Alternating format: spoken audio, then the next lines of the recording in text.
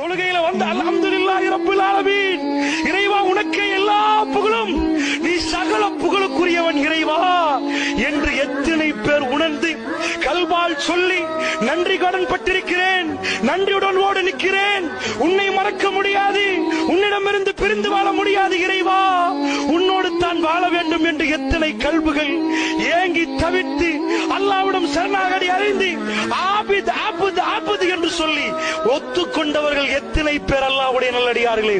அர்-ரஹ்மானிர் ரஹீம், ஒரு அடியான் ரஹ்மானிர் ரஹீம் என்று சொல்லுகிற நேரம் அளவற்ற அருளாளன், நிகரே இல்லாத பேரன்பு மிக்கவன் அல்லாஹ் ரப்புல் ஆலமீன் மலக்குமார்கள்ட்ட சொல்றானாம், என் அடியான் என்னை போற்ற வேண்டிய விதத்தில் போற்றிவிட்டால் அல்லாஹு அக்பர். அடியான் சொல்லுகிற நேரம் அல்லாஹ் அந்த அடியானை பார்த்து சொல்லுவானாம், என் அடியான் என்னை போற்ற வேண்டிய விதத்தில் போற்றிருக்கிறான். அல்லாஹ்வுடைய நல்லடியார்கள் உணர்ந்தோமா?